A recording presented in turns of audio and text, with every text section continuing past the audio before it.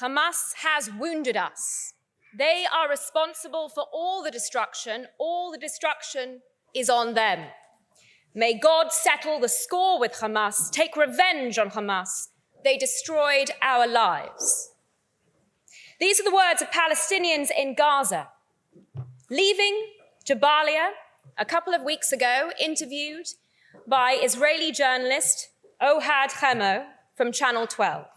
These are the voices that Hamas and the members of the proposition don't want you to hear. These are the voices they want you to silence. We want you to rule, they say. We don't want Hamas. They took away the humanitarian aid. We will be killed if we say anything. The Jews bring us food, give us humanitarian corridor. May God take revenge on those who uprooted and killed us. Hamas. All of the falsehoods we have heard from the proposition this evening, their support for terror, the strengthening, essentially, of the oppressors, not just Hamas, but Hezbollah, the Houthis, other Iranian proxies in Iraq and in Syria. They oppress Palestinians and Israelis alike. Now, this disgraceful motion and the pretty shameful manner in which it has been handled this evening discredits this once illustrious institution. And that Jewish students have also felt intimidated from attending tonight is an extremely sad state of affairs. But I think anyone watching this debate will probably understand why. This is a dark moment in the Oxford Union's history, and as a member of this institution and a committed attendee in my time at this university, I think it is a very sad day on that front too. Now, those who cannot argue their case flee like cowards, like Norman Finkelstein, who pulled out at the last moment and in fact now seems to be scheduled to speak tomorrow unopposed, or like Mohammed al-Kurd, who also, like a coward, left after his speech because he could not face the truth that you have heard from the opposition benches. This debate has been predicated on a slew of falsehoods and misinformation. And in answer to the lady's point from the floor, red lines have been crossed this evening. I don't just refer to support for terrorism and to law enforcement watching. I do highlight Section 12(1)(a) of the Terrorism Act 2000. Calling the 7th of October a heroic act is something that is and ought to be recognized as unlawful in this country. But we've also heard made-up facts, made-up allegations, made-up quotes. No, Ben-Gurion did not say that he wanted to expel the Arabs. He said that attackers would be removed. He called on the Arabs to join the Jews in building the state of Israel. And his quote was, "We do not want to expel the Arabs. We do not have to expel the Arabs." The Israeli Arab who was ejected from this chamber in a pretty shameful development and an exhibition of double standards, which unfortunately Israelis, both Jewish and Arab, have come to acknowledge and expect. He is proof of the 20% of Israel's population that are the only free Arabs in the Middle East, that live with full citizen rights, and that put the lie to everything that you have heard from the opposition this evening.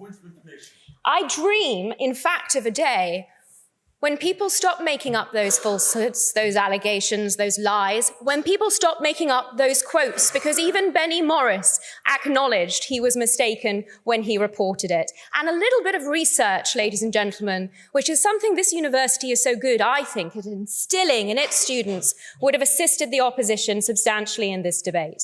We heard the essence, essentially, of the advice, the optimism from the proposition benches.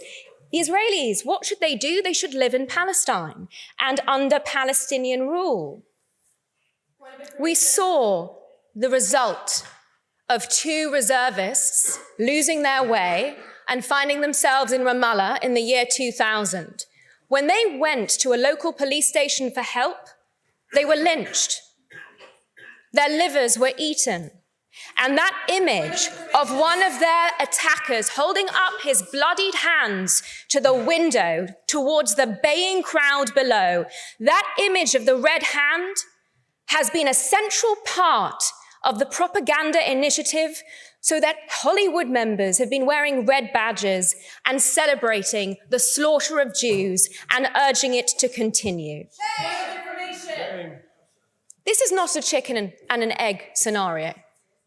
This is not a situation, and we've heard so many examples from the proposition so far. Israel has done X, Y, Z, which have never been shown or been substantiated. The creation of the State of Israel in 1948 followed massacres of Jews. The Hebron massacre in 1929. In fact, Arabs have been massacring Jews in the Middle East for centuries. This is not a chicken and an egg scenario. But we have been asked for historical and we've been asked specifically for historical context, and what I'm going to provide to you is something that hasn't come up, which is extraordinary in the context of a discussion of two legal terms, genocide, apartheid. The lack of historical context and the lack of legal context has been palpable. But I am here, so fear not, ladies and gentlemen. Apartheid. Apartheid and genocide. Well, like colonialism, ethnic cleansing, occupation, all of the other blood libels that we've heard from the proposition benches this evening. The insidious nature of these allegations is that they take the victims of a crime and they accuse those victims of committing the very crime that was imposed on them. Apartheid is a prime example. Where is there apartheid in this region, ladies and gentlemen? If we just look at the area from the river to the sea, the West Bank, Palestinian-controlled territory, and yes, the Palestinians have self-governance. They have an autonomy after the Oslo Accords established in areas A and B, where that self-governance has meant that part of the world is Jew-free, Judenrein. You've heard that word before somewhere. Jew-free also, as in Gaza, since Israel's withdrawal in 2005. Every Jew was ripped from their homes, even the dead ones were dug up so that they could not be desecrated when that territory was handed over to Palestinian self-governance. There is apartheid, ladies and gentlemen. Herein is another perfect example of complete nonsense that seems to be opium for the masses. Gaza has a border with Egypt, and it is somewhere, unlike everyone who has spoken in this debate, I actually went to in September on the ground in Gaza and inspecting the tunnels that exist under the border between Gaza and the Egyptians. One of them was big enough to drive military-grade vehicles through. There was soot on the walls because of the vehicles that had come backwards and forwards, resupplying Hamas with Iranian military might right under an Egyptian command tower. So I invite anyone who is taken in by this nonsense simply to look at a map. Apartheid, you have heard debunked by those that have grown up in Israel and experienced it, the opportunities that Israeli Arabs have. The lie is perpetrated by infantilizing the Palestinians and ignoring the self-governance that exists in Gaza, in the West Bank, and organizations like Amnesty International and Human Rights Watch lie about what the position is. They conflate Israeli Arabs, such as the gentleman who was ejected from this chamber. They conflate Israeli Arabs with those who have self-determination under the autonomy of the Palestinian Authority. But then we come to this obscene allegation of genocide. And yes, the term coined by the Jewish jurist Raphael Lemkin in the aftermath of the Holocaust to provide a legal terminology to the Jewish experience of being targeted because they were Jews for extermination. And when the proposition referred to the definition, they left out two very critical words: as such. This is to do with intentionally targeting a group as such, because of the group that they belong to. That was the Jewish experience in the Holocaust. It was also the experience of Jews on the 7th of October, when those acts that delusional third speaker referred to as heroic deliberately targeted Jews because they were Jews for rape, slaughter, torture, mutilation, and kidnap. If they cannot acknowledge that, they have much bigger problems than the ones that they profess to you this evening. Genocide is a slur being alleged against the real victims of genocide in this case, because it is providing a legal hook. The speaker will be heard. A legal hook. I'm glad actually that there is an opportunity for someone to be heard that can speak about what the ICJ actually found so far in the genocide case. Because unlike the speakers who have been invited this term, including Husam Zumlot, who repeatedly lies about what was found by the International Court of Justice in their provisional measures order, and unfortunately he wasn't challenged when he was here as a guest earlier this term, the ICJ has not found that there is plausible genocide or a risk of plausible genocide or anything of the sort. And I honestly thought that after Joan Donoghue, the former president of the ICJ, went on hard talk on the BBC to correct this falsehood, it would stop being repeated, but clearly not in institutions like the Oxford Union. Genocide is simply the latest version of the blood libel that is being propagated against Jews because they are Jews. And it is a blood libel not because it is targeting Jews, but because it is false. It is the falsehoods that have been coming out of the proposition benches this evening that are nothing new, because unfortunately, the oldest hatred, the hatred of the Jews, goes hand in hand with lies about them. Then we had this notion of colonialism. When one considers who the indigenous people in that territory are, Jews, indigenous to Judea, the notion that Israel is a colonial entity is laughable. One only needs to look at the archaeology. One of the major focuses, though, of this allegation of genocide is the falsehoods that we've heard about the last 13 months of Israel's campaign against Hamas and other Palestinian terrorist groups in Gaza. And when I was there, I also witnessed the challenges that the IDF was dealing with. Civilian houses booby-trapped in order to try and kill as many IDF soldiers as possible as they sweep through these areas seeking to evacuate civilians and target the Hamas who embed themselves in them. The notion that even the use of human shields that Hamas is proud of was disputed this evening starts to reveal the ridiculous position that the proposition have adopted. But there are root causes here, very important root causes that actually go hand in hand with all of the falsehoods that we have heard. It is either being put to you from a position of ignorance, or there is something far more malicious behind the falsehoods that have been repeated, emphasized, embellished even over the course of this evening. Indoctrination is at the core of the perpetuation of this conflict. When Palestinian kids are taught from kindergarten up that the highest calling in life is to slaughter as many Jews as possible and become a martyr, peace is being pushed further and further away. What nonsense? 3/4 of the terrorists who crossed the border on the 7th of October were educated in UNRWA-run schools. It is a matter of public record what the Palestinian Authority-approved curriculum teaches in these UNRWA-run schools. And in fact, when I was on Trigonometry, the podcast, only a few months ago, they had the great initiative of playing some of Palestinian children's TV programs as part of that interview.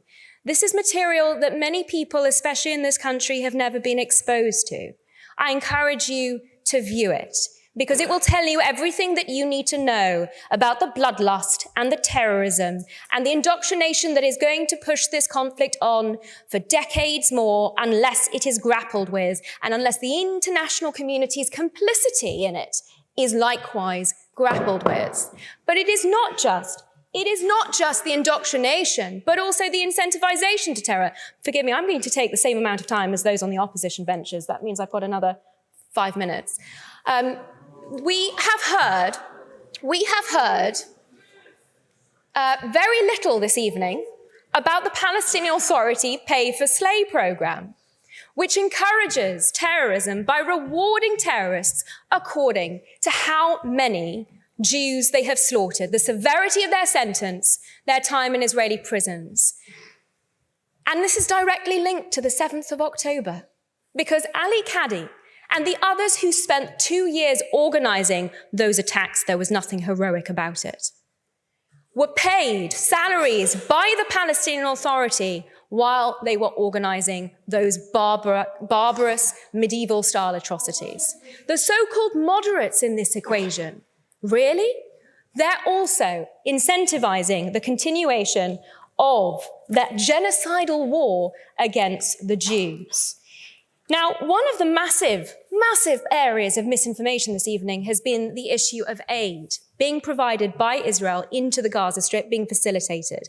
I checked the COGAT website over the course of this debate. I had quite a lot of time on my hands, ladies and gentlemen. 1,149,932 tons of aid. That's 58,101 trucks.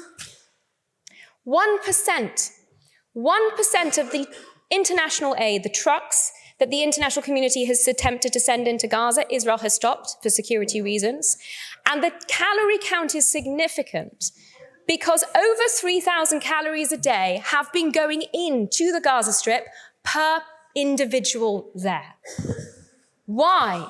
Why do we not hear criticism calling out of the causes of Palestinian suffering? The quotes that I read out to you at the very beginning of my speech were against Hamas. But it's not just Hamas that has contributed to this. Where is the condemnation of Egypt? Where are the calls for Egypt to comply with its international law obligations? Those that it signed up to in the African Union Convention on Refugees, that it acceded to in 1980, to open the border and allow the passage of civilians fleeing civil disorder in Gaza. Those are its international law obligations. I haven't heard anything from the proposition on that this evening, which is why I agree with the rest of my speakers. They don't care about the Palestinians. Their focus is on the eradication of the state of Israel, and they are peddling in blood libels to seek to achieve it. We had the speaker who left the debate, I mean, in and of itself, a rather shameful disregard for the tradition of the Oxford Union, referenced, in fact, his own case of Sheikh Jarrah, a property that was purchased in 1875 by 2 rabbis and put into family trust, that was then seized by Jordan when it ethnically cleansed the Jews of East Jerusalem and occupied that territory in 1948. That property that Mohammed al-Kurd was referring to came into the hands of the Jordanian custodian of enemy property. And instead of transferring the ownership of that property, which would have later even been respected, albeit being unlawful, forgive me, but the other speakers had quite a deal longer. I've been keeping time, 20 minutes on the last count. So that Jordanian custodian of enemy property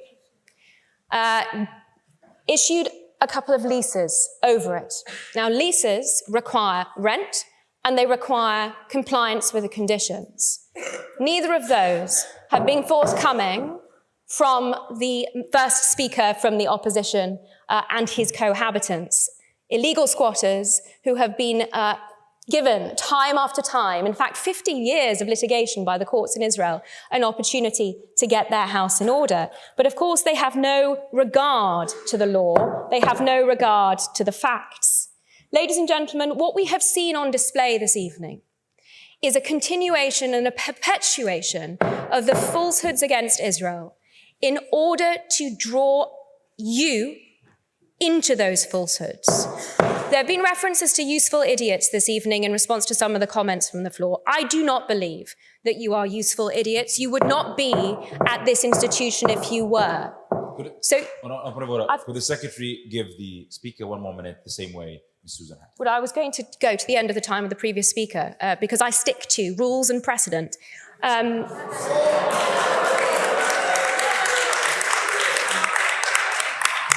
us not be under any illusions here.